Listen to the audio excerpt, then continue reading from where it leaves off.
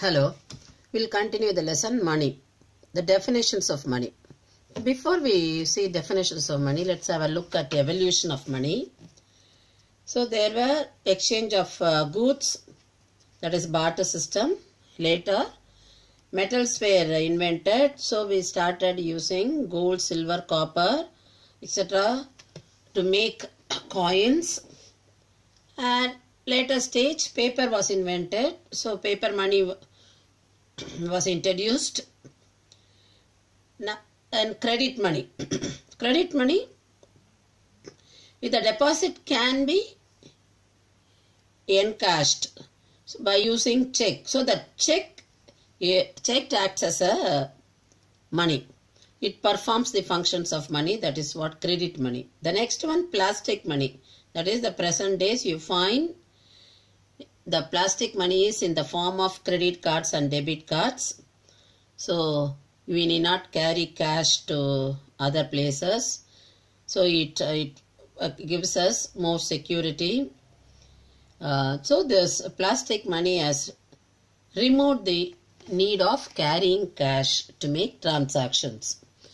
Now let's see definition of money. The first one, legal definition of money. Money is what law says is money. That is, the Reserve Bank of Money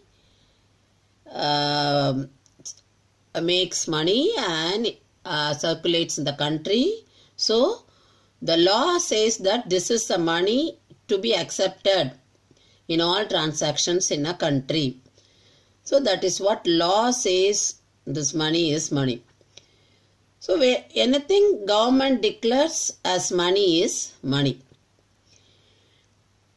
On base of that, there is legal tender money. That is, money is legally used to make payments of debts or any other obligations. So a creditor is obliged by law to receive. That is, he has to accept the money. Suppose you have borrowed money and to the lender you pay in terms of money. That money has to be accepted by the lender because it is legal tender money. The money is approved by the government. So under this you have limited legal tender and unlimited legal tender. So limited legal tender is which can be paid in discharge of a debt up to a certain limit. For example, if you take coins, coins are limited legal tender only. So if you pay the entire amount in coins, the person may refuse to accept the payment. Unlimited legal tender is can be paid in discharge of a debt of any amount. So legal action can be taken against a person if he refuses to accept that money. So the paper notes are unlimited legal tender in our country. The next concept is non-legal tender money. This is otherwise called optional money. This is generally accepted. That is, the money, it refers to the form of money which is generally accepted, but legally one is not bound to accept it. That means here you give checks, you give bank draft. They do not have legal backing and their acceptance is totally optional. For example, when you are paying for anything. For example, when you pay for examination fee, the check is not allowed. You are not allowed to pay in terms of check. So you are allowed, some of the universities, they insist on DD, demand draft, and for some transactions, you are expected to pay only in cash. So this is what optional. So that optional, the receiver can lay that. So he can say that I will accept only in this form. So check will not be accepted in all the cases. So it comes under the option of the seller or it can be in the option of receiver. So this is what meant by non-legal tender money or optional money. The next function, functional definition. The functional definition we have already seen primary functions and secondary functions. That is medium of exchange. It has a measure of value. So business transactions take place. Buyer and seller act independently. And when you buy goods, money is paid. Next, standard of deferred payments. The payment in future. That is value of the value of what you have to pay is fixed in terms of money. Then store of value. That is the wealth or asset is valued in terms of money. So you know how much to be paid and what is the money you can make out of your wealth. The next one, definition on the basis of liquidity. So under this, money or liquid form of money.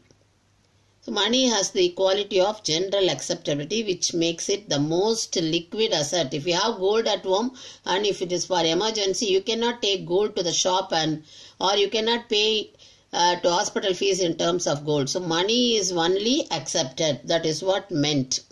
The most liquid asset. So the speed and certainty with which an asset can be converted back into money. So which all come under liquid form of money? Coins, currency notes and deposits to the bank. Because you get money from the when you are withdrawing, you get money from the bank. So that is the liquid form of money. The next one, near money. So the near money includes financial assets, which are not as liquid as coins and currency notes, but can be converted into money for paying debt. For example, if you have national savings deposit, you have a certificate for that. No, when you deposit, fixed deposit receipts you have, bonds you have. They have the value of money.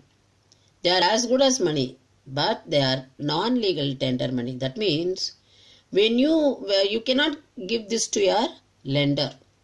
He likes to get it only in the form of money. So you cannot use them to repay your debt. So near money cannot be used directly for purchase of goods and services. It has to be converted. You have to convert into cash and only then you can pay that cash to either the seller when you buy goods or to the creditor. The next one, definition on the basis of scope. So narrow definition of money.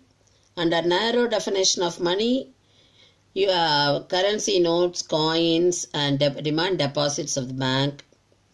You have all this. So again, when you have currency notes, coins and bank deposits, what are the functions? Medium of exchange, measure of value, standard of deferred payments and store of value. That is primary and secondary functions. They come under narrow definition of money. When it is broad definition of money, it includes time deposits in banks and post offices. Time deposits are included as they have high degree of moneyness and can be converted into checkable deposits within a short span of time. So broad definition includes money, assets and near money.